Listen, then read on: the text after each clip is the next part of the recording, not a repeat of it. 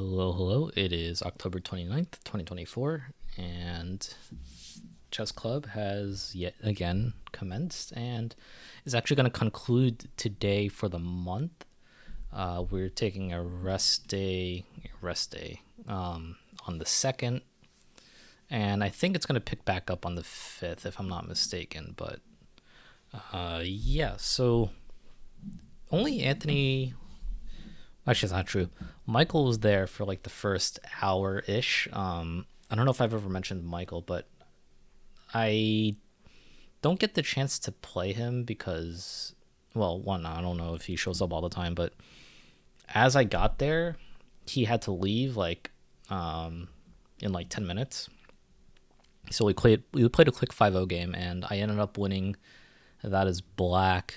It's a Karl Khan Panov. And he missed a skewer on his queen and rook. I won the exchange, and I blundered a piece back, but he lost on time. I think it was an equal endgame after I blundered back, though. But anyway, after he left, it was just me and Anthony for the rest of the night. I'm guessing because it's almost Halloween, people are doing Halloween stuff. I don't celebrate Halloween, so I don't, that's whatever. But yeah, so we played 4 games, and we kind of did some brief analysis after each one, and it was a good time. But let's get into the actual games here. What do we got? So Anthony is white in this very first game, and he told me after the game he didn't want to play e4 again because I would go straight into a Karl Khan, and he wasn't particularly enthused by it. So he tried playing in English, to which I replied with the Great Snake, where I just fianchetto the dark squared bishop. And then he fianchettos the dark squared bishop himself, which I thought was a very interesting choice. I'm not exactly familiar with how to play against this. Also, I'm just not familiar with how to play against the English. I just have this one system, and I kind of like figure it out in the middle game. But yeah, he told me afterwards as well that like he's also just freestyling in this opening. He's just trying to get something different and doesn't want to go into a Karl Khan. So I continue with my normal setup, which is going to be, as you'll see, I threw in c6 first. Actually, it's not part of the initial phase of this setup. I figured if he's going to fianchetto this, I might as well just play c6 because I want to play bishop e6 later. But c6, bishop g2. F5 is part of the main plan, the initial plan. So you basically get this like pawn mountain thing, and then you play knight f6 castle, which is what I do. And he's developing pretty normally. He doesn't quite have a claim in the center, which I thought was decent for me, but yet it's still slightly better for white, oddly enough. But he castles, I play bishop e6. So the plan usually in this opening in the system is to push d5. But for whatever reason, I didn't do that. I tried playing knight h5. I don't remember exactly why I played this move, but I played knight h5, which was definitely a weird one. I'm trying to remember why I wanted to play knight h5. Yeah, I don't know. That was a weird move. Why did I play it? Anyway, he played queen d2, and then I played f4. I was trying to provoke something from happening here. I didn't think he was going to take, because I just get my knight onto f4, and it looks pretty good, hitting these two things. I guess that's defended, but... and then if he plays g4, I come back, and I figured, okay, his dark squares are maybe a little weak. Like, maybe I can do something there. But he does play g4, and I bring my knight back. He jumps in with knight g5, and I thought, I don't really want to trade off my... Well, obviously the bishop is hanging, right? And it comes with a fork. So I figured, okay, well, this position is kind of closed-ish. Like, it's not like closed where none of the pawns can move. He still has pawn breaks all over the place. But I figured, okay, if you're going to give me the knight for this bishop, I'll try to make sure that the pawns don't move, and I'll figure it out from there. So that's why I played queen d7.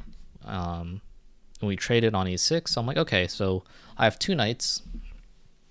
He has 2 bishops. So if he's got the bishop pair, I'm going to keep the position closed as best as I can. And we'll figure out some kind of breakthrough or outpost later in the game. So he plays bishop f3. I didn't really understand why he wanted to play that. Maybe he was scared of a sacrifice here. But there's no attack. Like, I just don't have pieces to really attack with. So that wasn't really a issue for him. But he believed it, so okay. Knight a6 this is just a reroute to c7. Maybe I'll push d5 in the future, but I also abandoned that plan because even though it's a normal plan in this system, I figured because I have the 2 knights, I probably want to keep the position closed and try to put my knight on a good square later in the game. So he plays a3, just trying to prevent knight b4, which was fine. Rook c8. Again, we're just shuffling the pieces around, rerouting here. I played king h8. For some reason, I thought this bishop might come to d5 and then skewer me. Obviously, he can't do it now because my c-pawn's here, but I thought for some reason that maybe somehow the center opens up and then I don't want this to happen, so I just moved my king to the side and it's fine. King h2, queen e7, and queen g1. So when he played these moves, I'm like, okay, there's really no sacrifice that's going to happen on the king side because his back rank is, I wouldn't say it's mobile, but he's got his queen here to help defend everything. His king is on the 2nd rank, meaning it can probably escape this way. So I was just like, okay, there's probably no attack here. But I continue with knight e6. I was thinking of trying to outpost my knight onto d4. And then, something will happen. You can't push this because I'll take, and it's a fork. So I figured, okay, this position should be fine. And then he plays this immediately, e3. Apparently, knight g5 is super strong now. But I played queen c7. And so the reason I played queen c7 now is that, okay, I figured he's kind of trying to break the pawns. And I was thinking I can play knight g5, take the bishop, because the bishop doesn't really have good squares to go to. Then I'll open the position up because, I thought it's like, oh, maybe it's fine. I feel like I have good pawn breaks and can try to barrel down the center. But he closed it back with e4. I played h6 just to wait. I didn't really know if I was really going to do that. But once I saw the knight coming to e2, that's when I was like, okay, let me go for my plan of trading off his bishop and then just breaking open the center here. So I played knight g5, queen g2, took the bishop, he takes back, and then I try to bust it open with d5. But the computer is like, nah, you had a better advantage if you didn't do that. Apparently knight h7 is the move, with the idea of going knight g5, kicking this guy out of the way, and then playing, what? Queen g... no, not queen g3. f3. I didn't see that sequence of moves. But I tried... This is what I went for. He plays knight c3. I trade on e4, trade this down. I should also mention I'm running pretty low on time here. I'm like down to like a minute and a half or so, and he's had I think he had 3 minutes or so. So I was like, okay, screw it. Just throw me into an endgame, and I should be okay. So he offers the queen trade. I accept because it moves his knight backwards. And I figured, okay, I have this time to reroute my knight to c5 and try to pressure the b3 pawn, which is what I did. And he doesn't see that I can take the b3 pawn, which, was oversight on his part. Maybe he was expecting he could still play knight c5, but obviously he can't. So he starts bringing his king over. I try to not really trap the knight, but I pushed here just so that he doesn't get knight c5 later, because I want to move my knight, of course, out of this square, maybe to something like this. Or something like that. Or what was I thinking? something like this. Like I wanted to move my knight, so let me like cut off the c5 square first. And yeah, here apparently it's almost -3, but then allowing this trade apparently is not very good, even though I can close it down with c5. It's not that good for white, or not that good for black, because this wasn't as strong as I thought it would be, I guess because this pawn is hanging. But as he's shuffling back and forth, I try to push, but then I didn't realize that I gave away the c5 pawn for free. I traded here for whatever reason, and here's when I was like, okay, this is kind of rough. Like, maybe I can use this pawn to go, but it didn't look too great.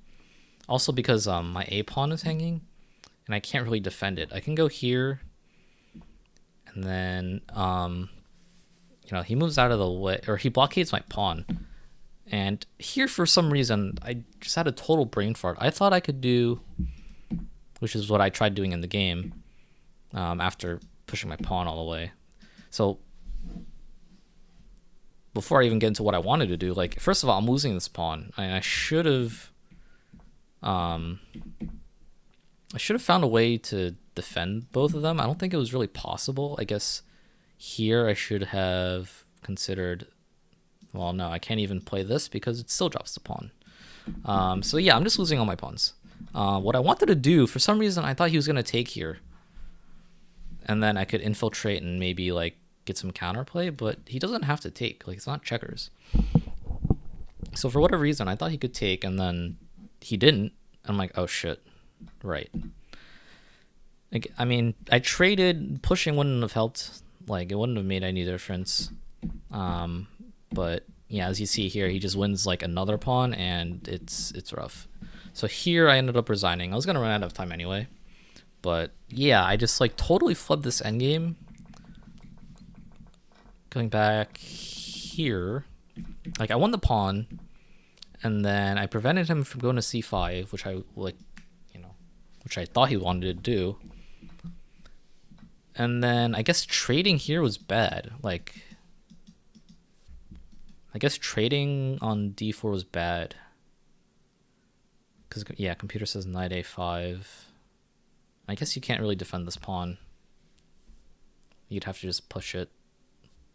And I don't take, but I push, and he goes here. And I mean, this should be fine. But yeah, I totally flipped this endgame.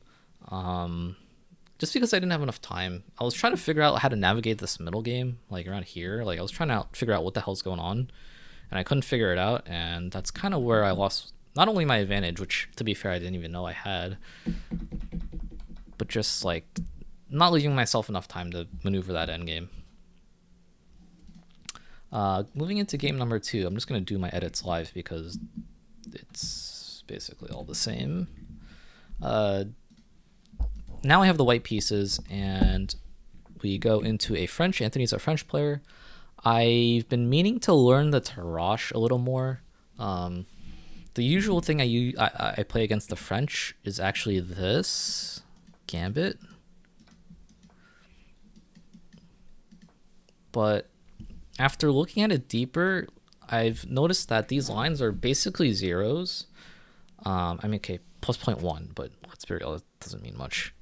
I don't know why this dragging thing. So like a natural move like castling here is zeros, almost like in the minuses for black. You know, computer says knight e4 is best, and you don't take back here. I remember discussing this with Anthony, but it's just like, you know, for, I guess it's not a gambit anymore because I won my pawn back. Oops. But, you know, there's nothing here. The position isn't that great, all things considered. I mean, I have a nice lead in development, but I don't actually have an attack. My queen is awkwardly blocking my bishop. And like, yeah, I can castle queenside. So let's just say 6 castles. But he can also attack me, so it's like, I mean, obviously it's double-edged, but I've been playing this, or I was playing it back then, and it just didn't feel too great. I just could never really find good advantages in this opening, so I've basically ditched it to play the Tarrasch French. So knight d2 on move 3. Now, black has 3 main ways of playing it. One of them is knight f6, to which I would just kick it with this, and it's not actually that bad for black. Life kind of continues. Black eventually plays c5, but I'll play c3, develop, and life goes on. The other moves is immediate c5, to which you can kind of do this, and you can almost give black an IQP. But we played in the game, which is what he's been playing against the Tarrasch. We've played it a few times before, so this is not new to me that he would play this one, which is ed4, de4. Wow, I don't know what coordinates are. E takes d4, knight takes d4, and he played the same way he did before, which we discussed was not the best way to play because of knight f6, queen f6. I played knight f3, and here the threat, and it's not too much of a threat. Here the idea is queen g5, which we played last time, and basically your queen gets kicked around and probably gets shuffled to a5 or something. So what he played this time around was actually just h6, preventing bishop g5, and I was like, okay, that makes a lot of sense. Let me just keep developing. So I started with c3. I mean, I could have played this because the pawn is still defended, but I was like, yeah, c3, just keep it simple. Don't worry about the pawn. Bishop d6, bishop d3, castle, castle, knight d7, bishop d2. I couldn't remember where this bishop goes. I was thinking, because obviously it can't go here, and it can't go here. So I was thinking e3, but I figured maybe I want to keep the e file open for my rook. Computer says rook e1 first is better, or queen e2, which I didn't know at the time. I looked at it. I looked at an openings explorer and the computer after the game, or on the way home, really. And yeah, so queen e2 is a common idea. Rook e1 just makes total sense. There's nothing wrong with this move. But apparently bishop d2 is just zeros now, instead of being slightly better, which is, I guess, makes a lot of sense because this bishop, you're not really developing it. It doesn't do anything staring into the c3 pawn. So just developing your other pieces that can actually do something makes a lot of sense here. But I played bishop d2. Here he played c5. I wasn't really scared of this move. You can't push, you can't really take. I mean, you can take, but I'll just put my knight on there and it's fine. So I just continued rook d1. And he did take on d4, which I was just like, okay, that sounds fine. I'll just play knight d4. He plays bishop c5 to put more pressure on the knight. I defend it.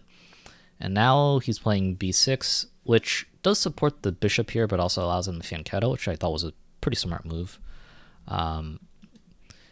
Again, I'm not familiar with these positions enough, so I just kind of played queen d2 to vaguely threaten a sacrifice here. I mean, obviously it's not going to work, but I was like, maybe I can reroute my pieces and threaten it or something.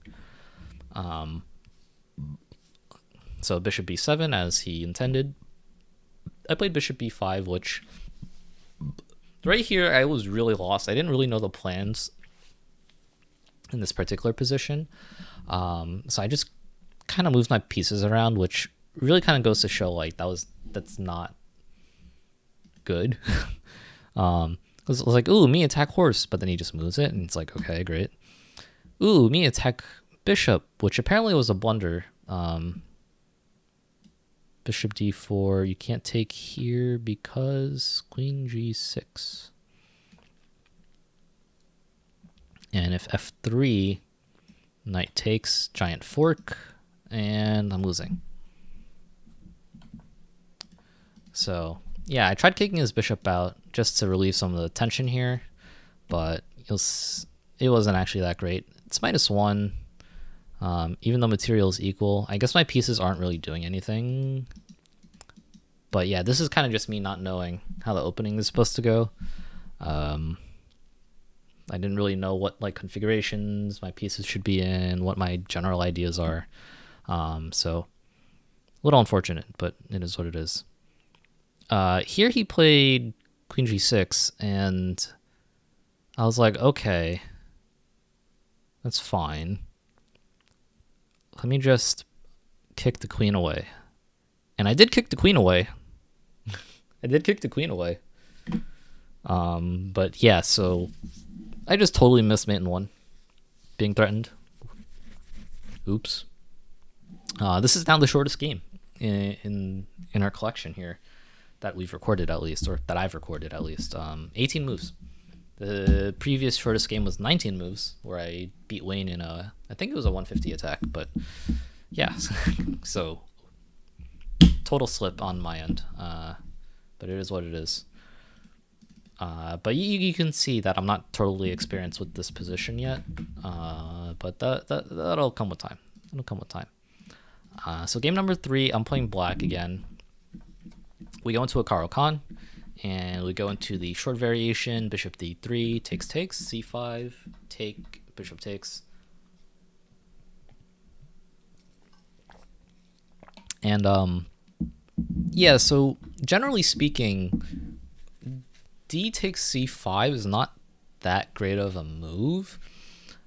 It kind of breaks apart your pawn structure, and also it just helps me develop a piece while like capturing my pawn back. So I'm just like totally okay with this.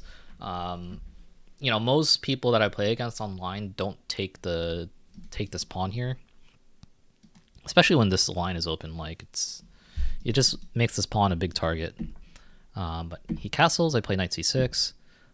Funnily enough, for some reason I thought he had queen b5 here, and I was like, did I just blunder queen d5? And I was trying to remember, like, is my knight still here? Well, Anthony was asking, actually, was your knight still on b8? Because if it was, you had knight d7. I'm like, oh, right. Blocks it and defends. But yes, this is a funny tangent. So, knight c6. Obviously now, queen b5 doesn't do anything. He plays bishop f4, queen b6, trying to threaten this pawn here. This actually wasn't even that good of a move, because the idea behind queen b6 is to pressure the d4 pawn on top of b2. But in this position, there's no d4 pawn anymore. So this is probably a small inaccuracy where this move doesn't actually have multi-purpose. It's just single purpose, I guess. So knight e7 would have been better, knight ge7, just because queen b6 doesn't actually do anything. You can just defend it, no problem. But I did play queen b6, he plays b3. Now I play knight e7. And after knight c3, this is where things start to go wrong. So he's starting this fork, which I can easily defend with something like queen a5. But it looked a little uncomfortable. I didn't really want to move my queen too much around, which I ended up doing anyway, so it was kind of like dumb on my part. But I played queen c7. Apparently the fork isn't even that crazy, because if I continue with a normal knight g6 and then knight a4, knight takes f4. Oh yeah, obviously his bishop's hanging, but if he does that, I'm not winning the pawn yet, but I can castle. Or I can even just play bishop e7 and just not worry about this, but such is life. So knight c3, I move my queen back to c7, but then he just gets to attack it again anyway, so he plays knight b5, and I drop my back all the way to d8. I should have just done it all the way back to begin with. Oops. Now he gets this annoying knight d6, and here's where I knew the game was gonna turn for the worse. I was briefly considering king f8, but that just looked really bad. And the only other real alternative I have, I mean, I guess king d7 too, but that doesn't look particularly appealing. The only move I thought I had was taking on d6. He takes back with the pawn. And I didn't realize how bad it really was until I realized that his bishop is actually defending the pawn. Because I was ready to recapture, and then I was like, oh, I can't even recapture. That's pretty bad. I played knight g6. I probably should have considered knight f5, just because it adds another attacker to the pawn I want to recapture. Although it doesn't pressure the the f4 bishop, so maybe it doesn't. Maybe it's not even as good as I think it is. But you know, like, even against c4, it's like I can try to win this back. Obviously cd5, but you get the idea. So knight g6, bishop g3, castle, and then he plays c4. Yeah, so now I'm just like, wow, this is really bad. I mean, it's not as bad according to the computer, but you know, now like my position's getting opened up. I still have to deal with this stupid pawn on d6, and I don't have space. So, big thorn on my side, or I guess in the center.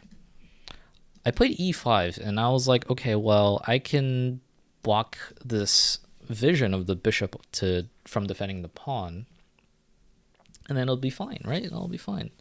I can take back finally. But I totally missed that he can just take this pawn with this queen. So now I'm down another pawn. Well, I'm technically down only one pawn, but this pawn is like, feels like I'm down another pawn. And here I just played rook e8. I'm just trying to defend this pawn here. Rook e1, queen d7. I could trying to double up and recapture this pawn. He takes on e5, which I didn't like seeing because I have to react to it. So I take with the c knight, and after he takes my knight, I just decide to reinforce the pawn. Material, I'm still down 2 pawns, but I am very close to winning this pawn back, and I thought, okay, maybe I'm starting to stabilize. But after bishop g3, I'm like, okay, I can add another attacker. I played rook e6, and after the trade and I'm kicking his bishop or his queen back, I'm like, okay, things are looking a little better. Let me try to block this bishop again with my new e pawn, which was formerly my f pawn. I was totally expecting something like rook d8 or rook d1, but then he played rook e1, and I said, okay, well, if I can take back on d6 now and win this pawn back. And you know what I calculated was, okay, you can do something like takes, and you can't take this because it's back rank mate. So I'm like, okay, this should be pretty good, right? So we trade, and then he plays f3 because he can't quite take this this pawn yet. I'm like, okay, so I don't really want to spend my time defending this pawn. That just looks really passive, and like, how am I ever gonna like do anything in this position ever if I play rook e6? So I went for rook d2, just trying to be active, trying to like maybe snag some pawns here as he's winning this one. So he plays a4, I play rook b2 just to try to get this pawn, but he defends it with rook e3, so that's pretty good. I try to jump in with what is this, knight f4. Wow, coordinates are bad. Yeah, I don't know why I thought this was a good move. Obviously my pawn's hanging. Computer even says king f1 is the best move, which is interesting. But yeah, so I don't know why I didn't. I thought he could just take this, but I guess there's like maybe a fork and I can win another pawn, so maybe it's okay. But he takes on f4, I take back, and he decides to abandon this pawn here and go for this one. So I was like, okay, I think that's what I want. So I took on b3, he takes on f4, and I play rook b4. You can't move this pawn because his rook is hanging, and I'm threatening this one.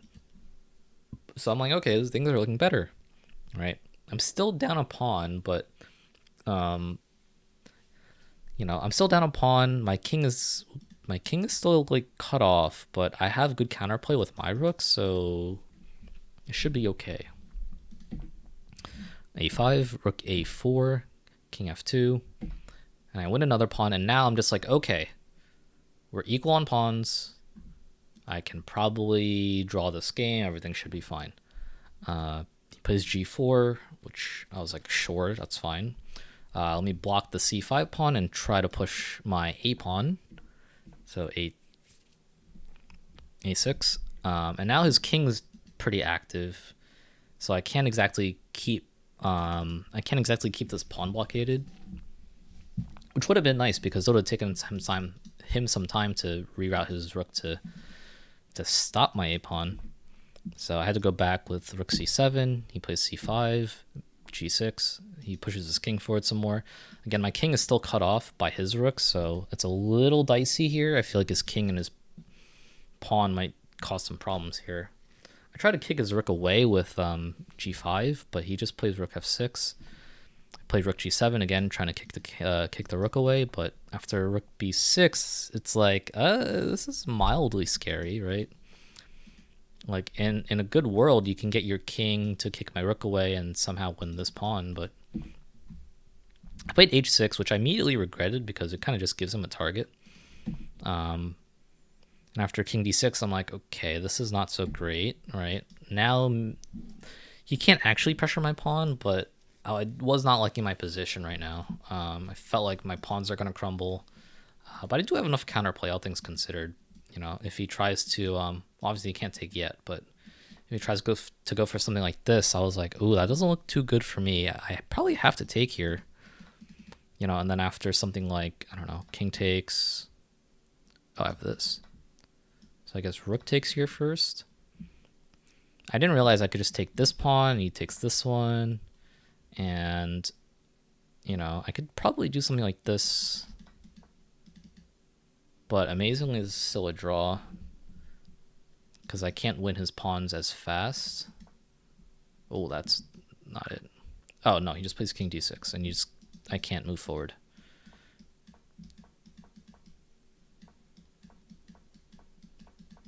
So, after rook b6, I tried pushing my a pawn. I was like, you can't go rook a6, so you need to spend time to move your rook.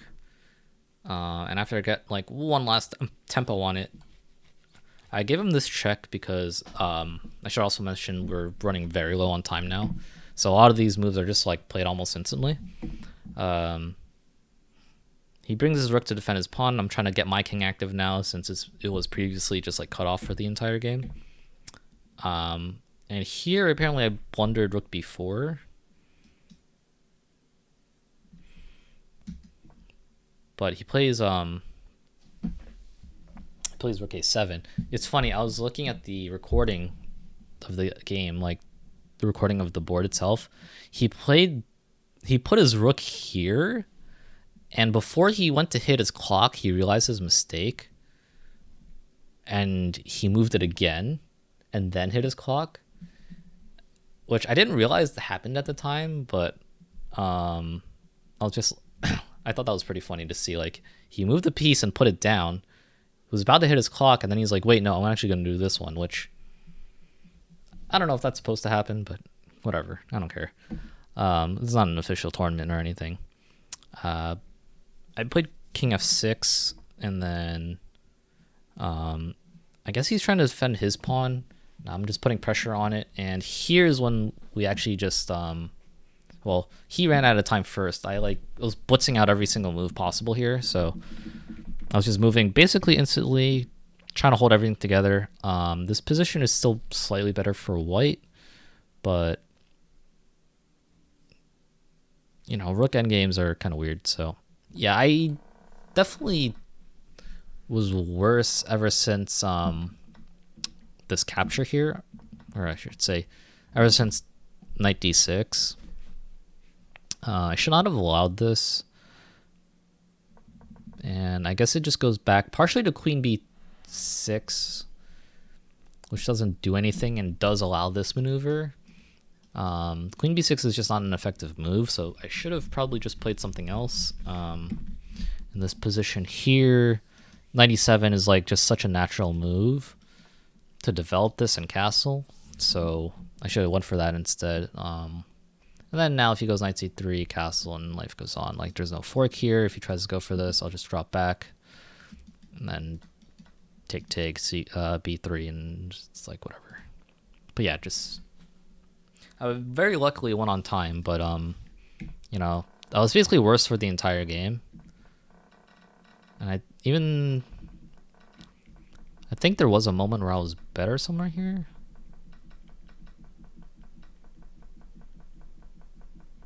No. It's even or slightly worse, so...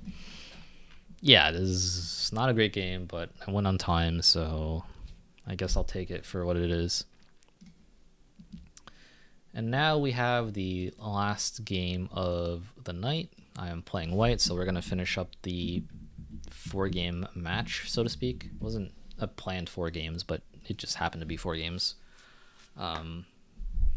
So we go back into the Tarrasch, and between my last game as white and this one, I was talking about what I think the most common... I said it was the best move, which may have been not technically correct. It's the most common move, but whatever. So again, we're going into this d takes e4 line, knight takes. I did tell him about knight d7 because it allows black to play knight gf6, and if the trade happens, he can bring his knight to f6, and it's like basically trading this knight in the center for this knight that's kind of partially blocking things, but also just really passive, which the knight kind of has to be, from what I understand. I don't remember why knight c6 wasn't so good, but I'll figure that out when the time comes. But yeah, so he played knight d7, knight f3, just, again, normal development. I didn't think that trading on f6 was that good because he's going to slightly activate his less active knight. And also, this knight is totally fine here. I didn't see a reason. Like, it didn't seem so obvious to take it. It's actually the best move, slightly. Bishop d3 is the second best move by a smidge of 0.06, so, like, it's fine. Bishop e7, castle, castle, c3. Pretty standard stuff. I'm getting this nice pawn chain. My bishop's on a nice diagonal. My knights are nicely developed. This bishop is a little awkward. And I didn't learn my lesson from last time, which, to be fair, I didn't even know was the lesson to begin with. I don't actually have to develop this bishop right away. There's no good square for it. I guess bishop g5 is not the worst square in the world, but yeah, computer wants knight f6, and then queen c2. But I played bishop e3. He plays bishop b7, and trading now doesn't seem to work quite as well. And I couldn't explain why, if I'm going to be completely honest. I don't know the difference between that position and the one where I did take on f6, but if you can figure out why, let me know in the comments, because I don't know.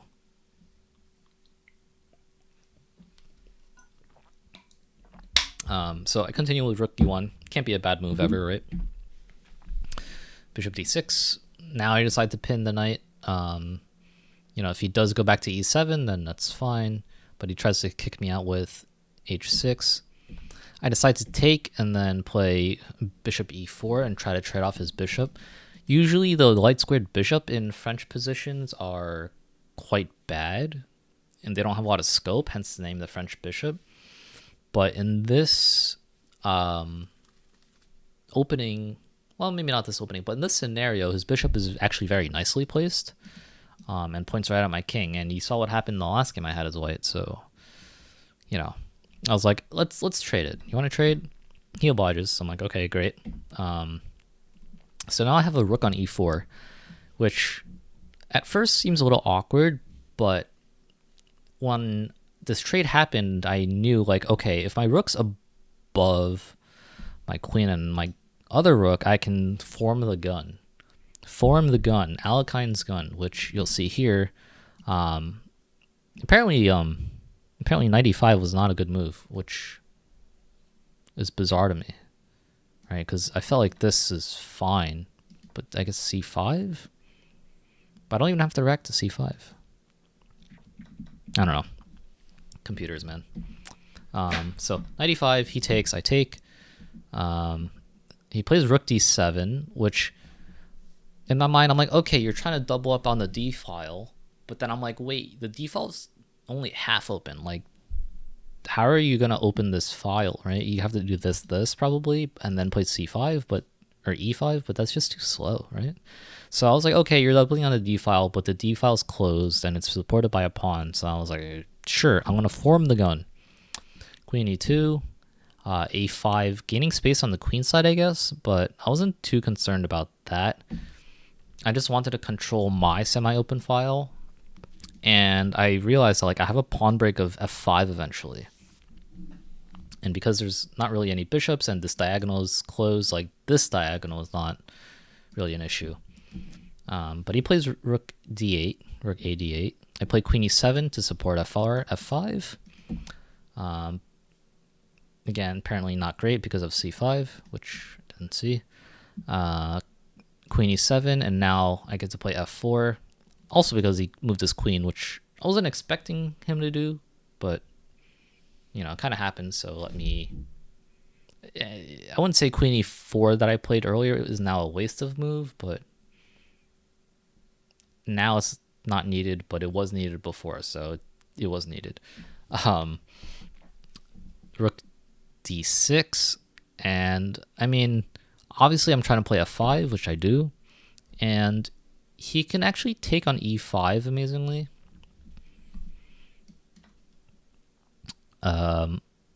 Right, because he actually explained this to me in the game. We trade queens, and then we can take here, and it's still equal, except I have a 4-on-3. He has a 3-on-2. Kind of not so clear. But it's still relatively even if the pawn numbers are even. But he played f6 instead, which I was like, that can't be right. So I was calculating f takes. I'm like, no, that looks really dumb because he's just taking my rook. So I have to play rook takes. And here he initiates a few trades. So now we're down to a rook and pawn endgame yet again. And in this position, I took like a 2-minute think, and I was trying to calculate, like, how do I break this, right? Because it's a 4-on-3 here. This is a 3-on-3. I can very easily stop his pawns from advancing. That's not a problem. So I was looking at this. I'm like, all right, what's the correct way to break through? I was looking at the pawn pushes, and I just like played a4, which is not the right way to go about it. I did see rook c6, but I figured he would just play like rook d7 or rook c8, and you know, his king gets a little closer. And I was like, doesn't look too great. So I tried to calculate a4. I spent 2 minutes calculating a4. I'm like, okay, I can push the pawns. It's all going to break. I'm going to get a pass pawn in the time that if he somehow manages, like if I do play rook c6, like I was like, okay. And then in the time you try to get your king over here, I can get my king over here, and there's going to be another pawn here, and it's going to be fine, and I'm going to win. So I was like, okay, great. a4. He plays king f7. And then I played b5. He takes, and then I took here, and I'm like, oh. Whoops. So, yeah, I just spent 2 minutes to calculate a move that doesn't work, and played it anyway, because I didn't see that my d-pawn is hanging. And I guess I missed it because I was like, the c-pawn moves, but the c-pawn needed to defend the d-pawn, and this rook has been staring at it for the last, like, 10 moves, so oops. He tries to break with g6. Obviously, if I take, he takes my rook. So I was like, okay, that's not going to happen. I'm going to play g4. Okay, yeah, rook c6 makes a lot of sense still. But I played g4. I was like, okay, let me defend the pawn. But really, I should have moved my rook. He takes my hanging pawn on d4. I play h3. He takes the free pawn on b4. Now I go rook c6 when it's way too late. He takes my other pawn on a4, and I give him this check while taking the c pawn. So now he's up a pawn. It's a pass pawn. It's totally on its own. And I was like, this is bad. This can't be great. But he goes king g8. I was kind of hoping there would be somehow be a draw here, but I don't think there is one. Like, sorry, not just a draw, but a perpetual. But no, there's no perpetual with just a rook. So I take the free pawn, and now I'm like, okay, well, I have a passed pawn. Maybe I can make something happen here. But he's trying to push his passed pawn, and I'm bringing my king up because I saw a funny line where in this position here, if he just continues blindly, right, I can try to threaten a checkmate. It doesn't work, but I thought it'd be pretty funny. But he plays rook a5, and here I step over to the left just to make him defend the b pawn. I really thought he was going to go like rook a4. Instead of playing rook a4, he actually just swings over this way to try to win this annoying pawn on g6. And I'm like, okay, well, it's still fine. I felt like getting rid of his passed pawn was a little more valuable than this pawn here, because this pawn just like needs so much work for it to actually get through and be a threat. The only reason it's not takeable is because my rook is on the 7th rank and cutting his king off. So I was like, okay, I will take the only way that I can probably realistically lose in this position. And here it's just rook and 2 versus rook and 2, and it should be a draw. Start with h4, just not allowing his rook to come forward. So he drops it back so that he can move around. Bring my king into the game a little more, and he plays king h7, rook b5, and now I'm kind of just like cutting this area off, and I'm gonna basically just push g5, right? Because like this push doesn't do anything. I'll never be able to push g5. And I mean, what else is there to do in this position? I could maybe play king f5, but I didn't really see a way. Well, I didn't see the move to begin with. I just saw, okay, I can just push here and it's just a draw. This is a rook and 2 pawns versus rook and 2 pawns. I'm just going to force a draw because I didn't really see any way forward. King g6, so I push on g5, take 6. And here he thought for a little bit, and, you know, I thought this was just going to be a draw, right? Because it's like, I mean, rook and 1, you can see, you can calculate the very simple sequence of moves for it to be a draw. I was like, wait, are you thinking about playing f5? Apparently it's still a draw, which is crazy. But I thought, okay, I can take here and then like, then what? But I guess you can actually just threaten rook f7. And if I take, he takes, and if I go here, I can't actually make progress. I need to get to the g6 square, but there's just no way to do it. So something like here, here. I'm not there. But yeah, I'll never be able to get to the g6 square to promote this pawn, so it's just a draw.